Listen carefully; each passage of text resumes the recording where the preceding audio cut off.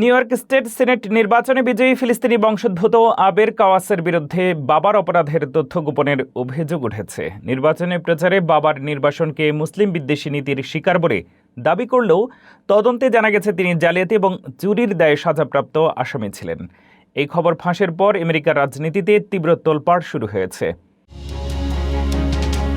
New York state senate নির্বাচনে বড় জয় পেয়ে যখন উল্লাস করছেন ফিলিস্তিনি বংশোদ্ভূত ডেমোক্রেটিক সোশ্যালিস্ট কর্মী আবের কাওয়াস, ঠিক তখনই তার বিরুদ্ধে এক চাঞ্চল্যকর জালিয়াতি এবং সত্য গোপনের তথ্য ফাঁস করেছে মার্কিন সংবাদ মাধ্যম দ্য নিউ ইয়র্ক পোস্ট।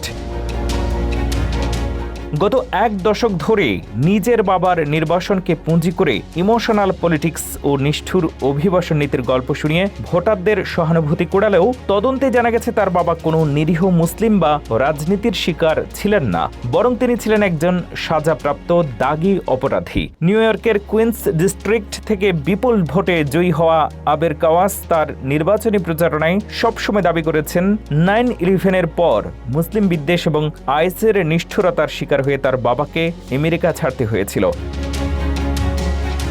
এই ট্রমা বা আবেগ ঘন গল্পই ছিল তার রাজনৈতিক পরিচয়ের মূল ভিত্তি। তবে আদালতের গোপন নথি ঘেঁটে দ্য পোস্ট জানিয়েছে কাওয়াসের বাবা আব্দুল করিম কাওয়াস 1989 সালে ট্যুরিস্ট ভিসা নিয়ে জর্ডান থেকে আমেরিকা এসে অবৈধভাবে থেকে যান। এরপর 1995 সালে ভার্জিনিয়ায় মিথ্যা তথ্য দেওয়ার অভিযোগ এবং 2006 সালে নিউ জার্সিতে বড় ধরনের জালিয়াতি এবং সম্পত্তি চুরির দায়ে তাকে 3 বছরের কারাদণ্ড দেওয়া হয়।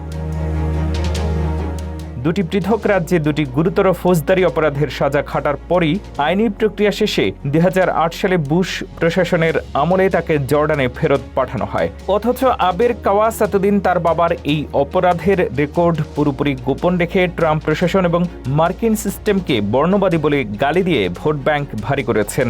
এই জালিয়াতির খবর ফাঁসের পর কুইন্সের রাজনীতিতে তীব্র তোলপাড় শুরু হয়েছে। কড়া সমালোচনার মুখে পড়েছেন নবনির্বাচিত এই ফিলিস্তিনি আমেরিকান সিনেটর।